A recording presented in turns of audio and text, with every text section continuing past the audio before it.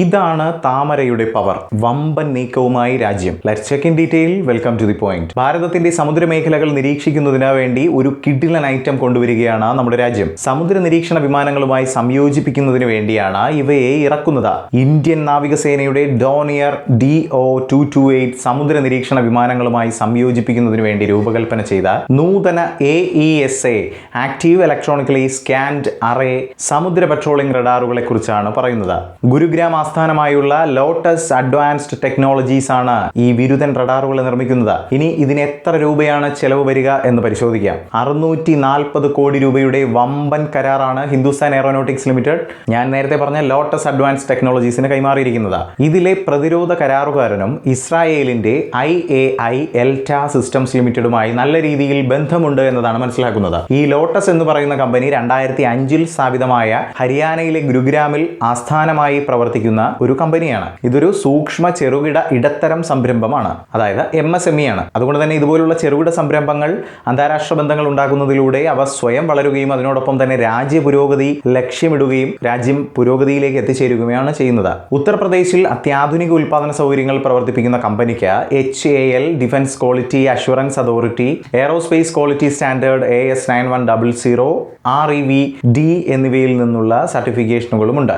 ഇത് ശരിക്കും സൂചിപ്പിക്കുന്നത് നമ്മുടെ വളർന്നു വരുന്ന ഇന്ത്യയുടെ സ്വകാര്യ മേഖലയിലെ അടിത്തറ എത്രത്തോളം ശക്തിയുള്ളതാണ് എന്ന് തന്നെയാണ്. ഇസ്രായേലി കമ്പനിയായ IAI എൽറ്റ സിസ്റ്റംസ് ലിമിറ്റഡ് വികസിപ്പിച്ചെടുത്ത sea catcher ELM 2025 maritime patrol radar system Indian നാവികസേനയുടെ ഡോണിയർ DO-228 വിമാനങ്ങളുമായി ലോട്ടസ് അഡ്വാൻസ് ടെക്നോളജീസ് ഇവ നിർമ്മിക്കുകയും സംയോജിപ്പിക്കുകയും ചെയ്യും. ഇനി ഡോണിയർ വിമാനത്തെക്കുറിച്ച് സംസാരിക്കാം. ഡോണിയർ DO-228 എന്ന ഭാരം കുറഞ്ഞതും ഒരു ഇരട്ട എഞ്ചിനുള്ള ടർബോ പ്രോപ്പ് വിമാനമാണ്. ഇത് പതിറ്റാണ്ടുകളായി ഇന്ത്യയുടെ സമുദ്ര നിരീക്ഷണ പ്രവർത്തനങ്ങൾക്കായാണ് ഉപയോഗിച്ചു വരുന്നത്. സ്വിസ് എയറോസ്പേസ് കമ്പനിയായ RUAG-യുടെ ലൈസൻസോടെയാണ് HAL ഇത് നിർമ്മിക്കുന്നത്. ഇവയ്ക്ക് പ്രധാനമായും 2 മോഡലുകളാണുള്ളത്. 228-100 അതുപോലെ തന്നെ 228-200 സീരീസും. സമുദ്ര പട്രോളിംഗ്, സെർച്ച് ആൻഡ് റെസ്ക്യൂ, അതുപോലെ തന്നെ കോസ്റ്റൽ സർവൈലൻസ്, പരിസ്ഥിതി നിരീക്ഷണം എന്നിവ ഉൾപ്പെടെ ഒന്നിലധികം ദൗത്യ ആവശ്യങ്ങൾക്കായാണ് ഈ വിമാനങ്ങളെ ഉപയോഗിക്കുന്നത്.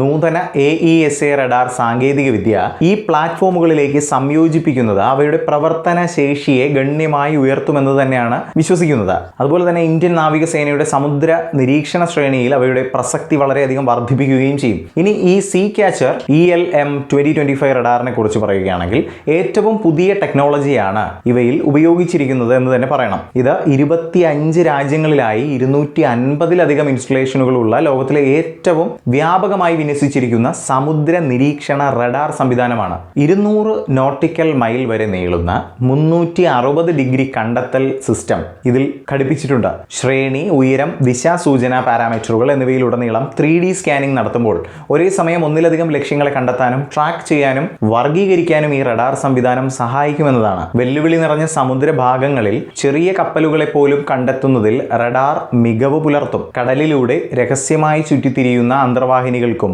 ഇനി രക്ഷയില്ല. നമ്മുടെ തീരഭാഗങ്ങളിൽ ഏതെങ്കിലും ശത്രു അന്തർവാഹിനികൾ വന്നാൽ അതും ഈ റഡാറിന്റെ ശ്രദ്ധയിൽപ്പെടും. അവയെ കൃത്യമായി മനസ്സിലാക്കി പ്രത്യേകം ലിസ്റ്റ് ചെയ്ത് പൈലറ്റിന് മനസ്സിലാക്കി കൊടുക്കുക എന്നതാണ് ഈ റഡാറിന്റെ പണി. ഇതിനൊക്കെ പ്രത്യേകം മോഡുകൾ നൽകിയിട്ടുണ്ട് എന്നതും എടുത്തു തന്നെ പറയണം. നിയമവിരുദ്ധ മത്സ്യബന്ധനം, കടൽ കള്ളക്കടത്ത്, കടൽ കൊള്ള, ഇന്ത്യയുടെ സമുദ്ര സുരക്ഷയ്ക്ക് തുടർച്ചയായ വെല്ലുവിളികൾ സൃഷ്ടിക്കുന്ന മറ്റ് നിയമവിരുദ്ധ പ്രവർത്തനങ്ങൾ എന്നിവയിൽ ഏർപ്പെട്ടിരിക്കുന്ന ഉപരിതല കപ്പലുകളെ കണ്ടെത്താൻ മിടുക്കനാണ് നമ്മുടെ ഡോണിയർ DO-228 വിമാനം.